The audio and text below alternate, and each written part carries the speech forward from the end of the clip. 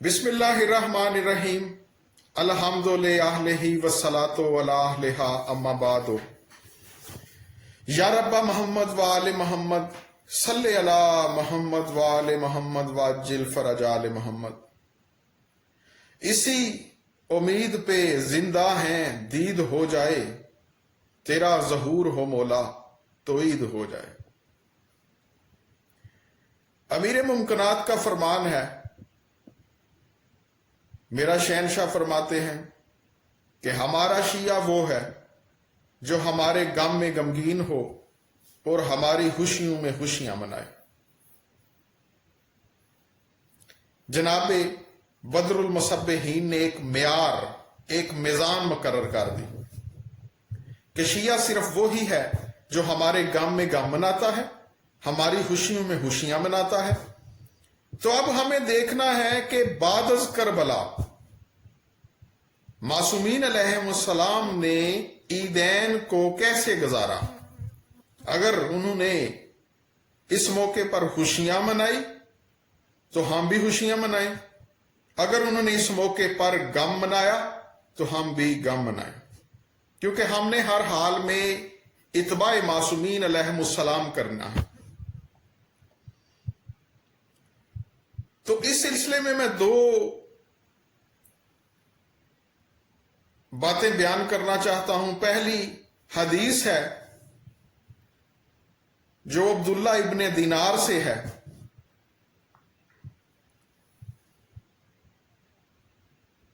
जो हमारे मजहब की मोतबर कुतब मल्ला यासर अल फकी इलल शराए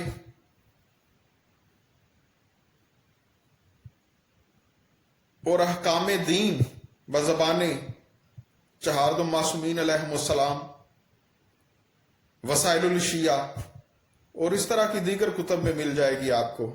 हवाला जात के लिए आप इन कुतब को मुताला कर सकते हैं, देख सकते हैं। अब्दुल्ला इब्ने दिनार से रवायत है, वो कहता है कि इमाम ने मुझे फरमाया, इमाम बाकर अलैहिस्सलाम बादशाह ने फरमाया कि अब्दुल्ला, जब मुसलमानों की ईद अज़हा और ईद फितर आती है तो हम आले मोहम्मद के गमो हुज़न को ताजा कर देती है।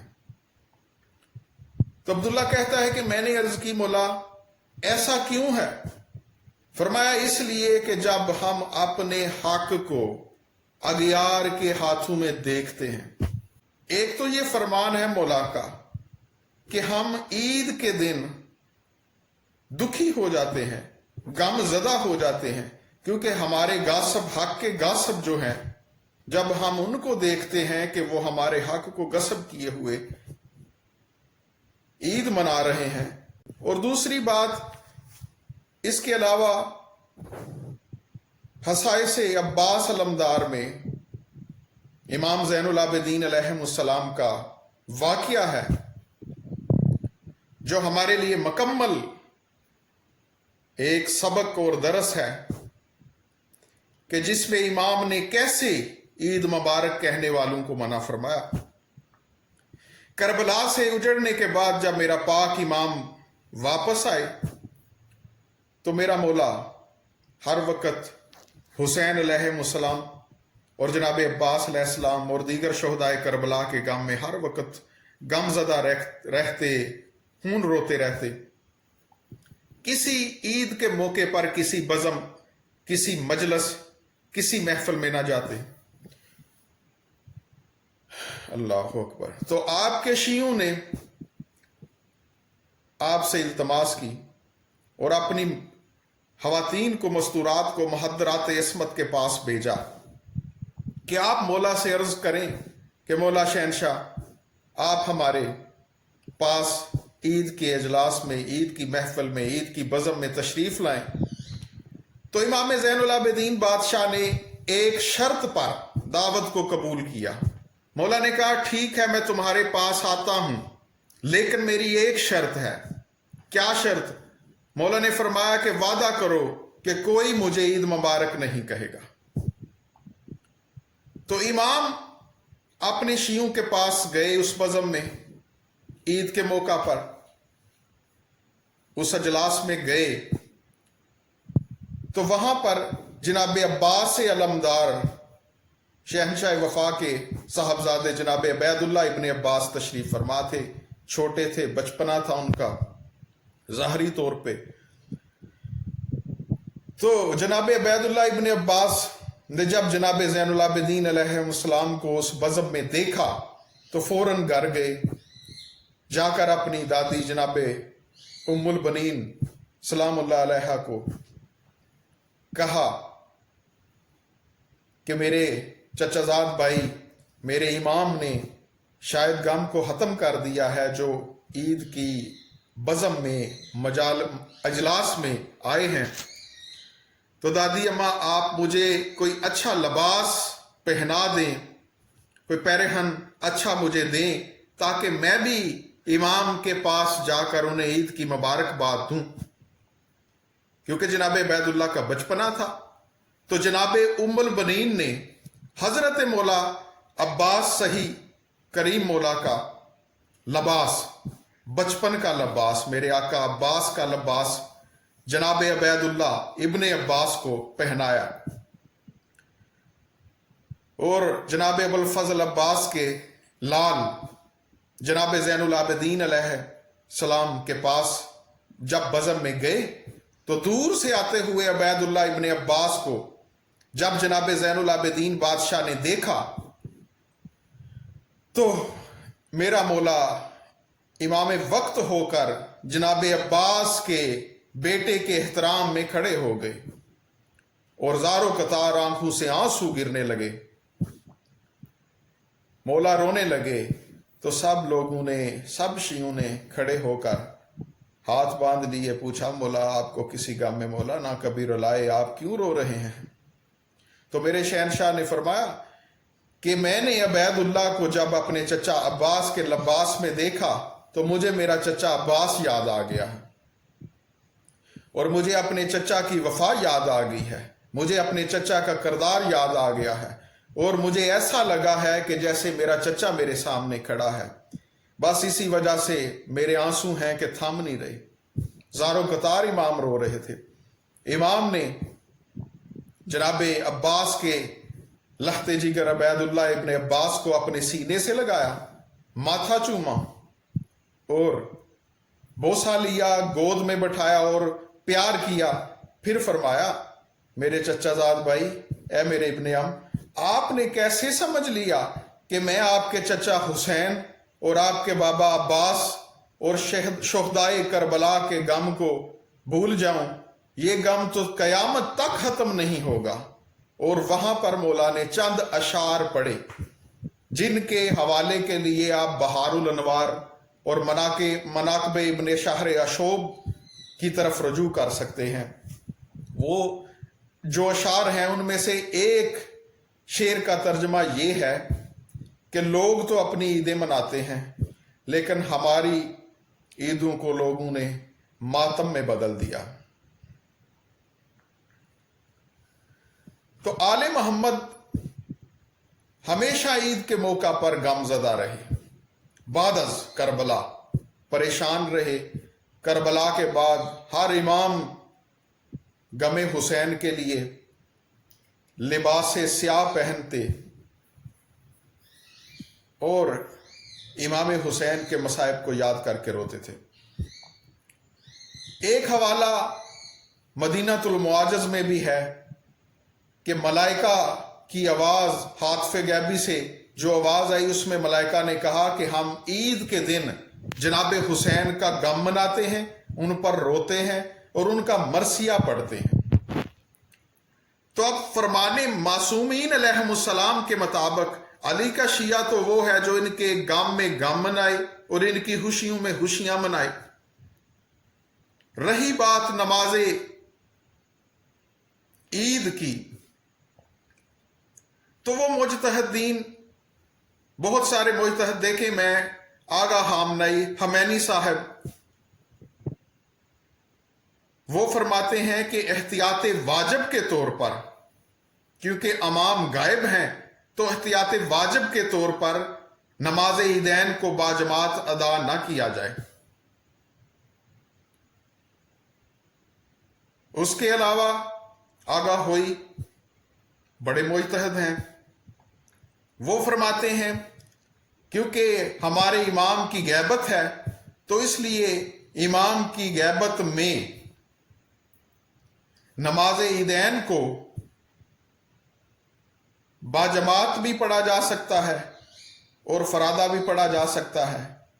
ये नमाज ईदैन मुस्तहब है।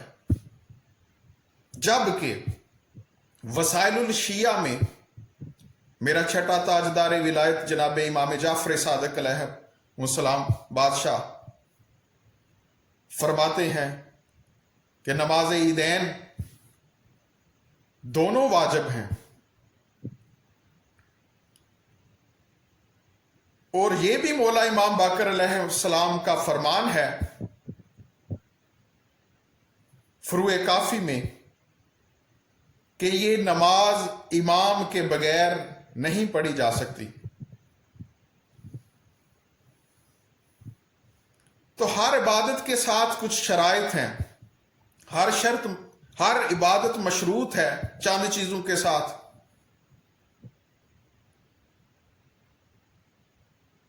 देखें, ईद के लिए भी जरूरी यह है कि आदिल इमाम हो और माशरे में हदूद इलाहिया का नफाज हो। अब अगर पेश नमाज खुद को आदिल इमाम समझते हैं तो फिर ये जो असूल काफी में जनाबे इमाम बाकर अलैहिस्सलाम की किताब हुज्जत में हदीस है कि मौला फरमाते हैं अल्लाह जरूर जरूर, हदीस कुदसी है, अल्लाह जरूर जरूर हर उस मुसलमान को बख्श देगा जो अपनी इबादत इमाम आदल के तहत करेगा, जो मन जानबे अल्लाह है। तो इमाम आदल तो मासूम इमाम है जिसे अल्लाह ने मुंतहब किया है, जो मन जानबे अल्लाह है। अगर उसके बताए हुए तरीके के मुताबिक इबादत की जाएगी तो इबादत कबूल होगी। हर चीज के साथ कुछ शराइत हैं। अगर नमाज पढ़नी है, वजू ही नहीं तो नमाज, अगर इंसान सफर में है तो नमाज कसर है, अगर किसी गस्पी जगह पर नमाज पढ़ी जाए तो नमाज नहीं। रोजादार के लिए भी कुछ अहकामात हैं, बीमार के लिए हुक्म है, शर्त है, मुसाफिर के लिए हुक्म है, ज़कात साहिब इस्तात पर है, साहिब नसाब पर है ज़कात, हज साहिब इस्तात पर है। जुम्मे के लिए भी कुछ शराइत हैं,